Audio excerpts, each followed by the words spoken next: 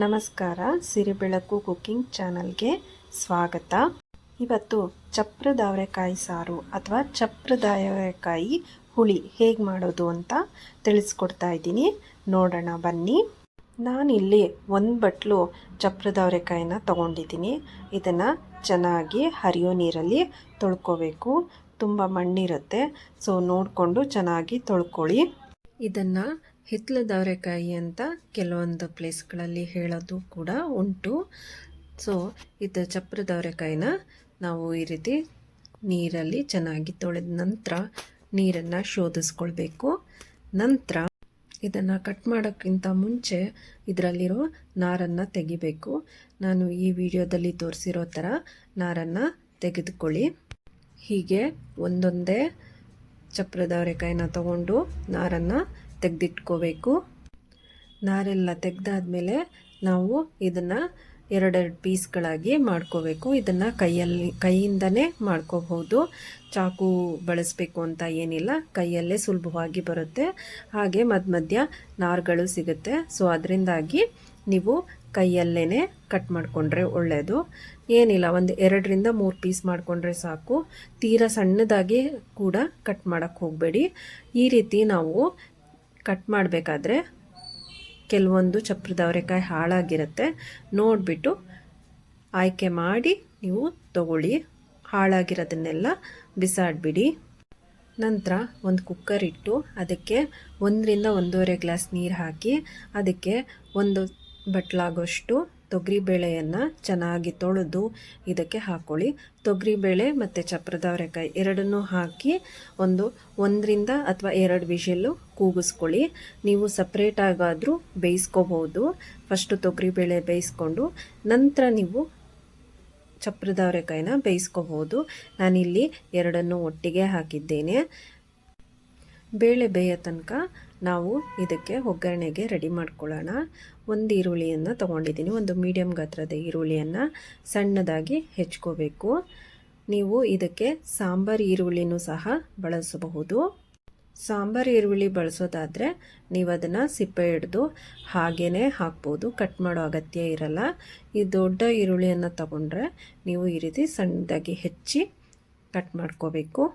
ನಂತರ ನಾನಿಲ್ಲಿ 2 ಹಣ್ಣಾಗಿರುವಂತಹ ಹುಳಿ ಟೊಮೆಟೊವನ್ನು ತಗೊಂಡಿದ್ದೀನಿ. ನೀವು ಇಲ್ಲಿ ಹುಳಿ ಟೊಮೆಟೊ ಬದಲು ಫಾರಮ್ ಟೊಮೆಟೊನೂ ತೊಗೋಬೋದು. ಆದರೆ 1 ಬಟ್ಲಾಗೋಷ್ಟು ಅಂದರೆ ಒಂದು ಸಣ್ಣದು ಗೋಲಿ ಗಾತ್ರದಷ್ಟು ಹುಣಸೆ ಹಣ್ಣನ್ನು ತಗೊಂಡು ಅದನ್ನು ನೀರಲ್ಲಿ ಹಾಕಿ ಕಿವುಚಿ ಹುಣಸೆ ಹಣ್ಣಿನ ರಸನೂ ಸಹ ಇದಕ್ಕೆ ಬಳಸಬಹುದು. ಹುಣಸೆ ಹಣ್ಣಿನ ರಸ ಇಷ್ಟಪಡದೇ ಇರೋರು ಟೊಮೆಟೊವನ್ನು ಬಳಸಬಹುದು. ನಾನಿಲ್ಲಿ ಟೊಮೆಟೊ ಮಾತ್ರ ಹಾಕ್ತಾಯಿದ್ದೀನಿ, ಹುಣಸೆ ಹಣ್ಣಿನ ರಸ ಹಾಕ್ತಾಯಿಲ್ಲ. 2 ಕಡ್ಡಿ ಕರಿಬೇವಿನ ಸೊಪ್ಪನ್ನು ತೊಗೊಂಡಿದ್ದೀನಿ. ಚೆನ್ನಾಗಿ ತೊಳೆದ್ಬಿಟ್ಟು ಅದನ್ನು ಸಹ ರೆಡಿ ಮಾಡ್ಕೊಳ್ಳಿ.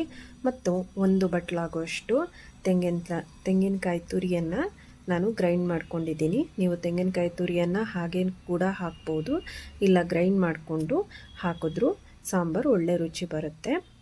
ನಂತರ ಇದಕ್ಕೆ ನಾವು ಒಗ್ಗರಣೆ ಕೊಡೋಣ ಬನ್ನಿ. ಒಗ್ಗರಣೆಗೆ ನಾನಿಲ್ಲಿ ಒಂದು ಬಾಣಲಿ ತೊಗೊಂಡಿದ್ದೀನಿ. ಅದಕ್ಕೆ 1 ಟೇಬಲ್ ಸ್ಪೂನ್ ಆಗೋಷ್ಟು ಕುಕ್ಕಿಂಗ್ ಆಯಿಲ್ ಹಾಕಿದ್ದೀನಿ. ಎನಿ ಕುಕ್ಕಿಂಗ್ ಆಯಿಲ್ ಹಾಕೋಬಹುದು. ನಂತರ ಇದಕ್ಕೆ 1ರಿಂದ 2 ಟೀ ಸ್ಪೂನು ಸಾಸಿವೆ ತೊಗೊಂಡಿದ್ದೀನಿ. ನಂತರ 1 ಟೀ ಸ್ಪೂನ್ ಜೀರಿಗೆ ಮತ್ತು ಹಿಂಗು. ನೀವಿಲ್ಲಿ ಬೆಳ್ಳುಳ್ಳಿನೂ ಸಹ ಯೂಸ್ ಮಾಡ್ಬೋದು. ಬೆಳ್ಳುಳ್ಳಿ ಇಷ್ಟಪಡದೇ ಇರೋರು ಹಿಂಗನ್ನು ಹಾಕ್ಕೊಳ್ಳಿ. ನಂತರ ಇದಕ್ಕೆ ಹೆಚ್ಚಿಟ್ಕೊಂಡಿರುವಂತಹ ಈರುಳ್ಳಿಯನ್ನು ಹಾಕಿ ಚೆನ್ನಾಗಿ ಬಾಡಿಸ್ಕೋಬೇಕು. ಈರುಳ್ಳಿ ಚೆನ್ನಾಗಿ ಬೇಗ ಬೇಯಬೇಕು ಅಂತ ಹೇಳಿದ್ರೆ ಈ ಹಂತದಲ್ಲಿ ನೀವು ಒಂದು ಅರ್ಧ ಟೀ ಸ್ಪೂನ್ ಆಗೋಷ್ಟು ಅರಿಶಿಣವನ್ನು ಹಾಕ್ಕೊಂಡು ಚೆನ್ನಾಗಿ ಬೇಯಿಸ್ಕೊಳ್ಳಿ. ಈ ಹಂತದಲ್ಲೇ ನೀವು ಕರಿಬೇವಿನ ಸೊಪ್ಪನ್ನು ಹಾಕ್ಕೊಳ್ಳಿ. ನೀವು ಈರುಳ್ಳಿಗಿಂತ ಮುಂಚೆನೇ ಕರಿಬೇವಿನ ಸೊಪ್ಪನ್ನು ಹಾಕೋಬೋದು. ಬಟ್ ಸಿಡಿಯುತ್ತೆ ಅಂತ ಹೇಳಿ ನಾನು ಈರುಳ್ಳಿ ಹಾಕಿದ್ಮೇಲೆ ಕರಿಬೇವಿನ ಸೊಪ್ಪನ್ನು ಹಾಕ್ಕೊಂಡಿದ್ದೀನಿ. ಎಲ್ಲ ಹಾಕ್ಕೊಂಡ್ಮೇಲೆ ಚೆನ್ನಾಗಿ ಇದನ್ನು ಫ್ರೈ ಮಾಡ್ಕೊಳ್ಳಿ. ಇದು ಸ್ವಲ್ಪ ಈರುಳ್ಳಿ ಎಲ್ಲ ಬೆಂದ ಮೇಲೆ ನಂತರ ಹೆಚ್ಚಿಟ್ಕೊಂಡಿರುವಂತಹ ಟೊಮೆಟೊವನ್ನು ಹಾಕಿ ಚೆನ್ನಾಗಿ ಬಾಡಿಸ್ಕೊಳ್ಳಿ.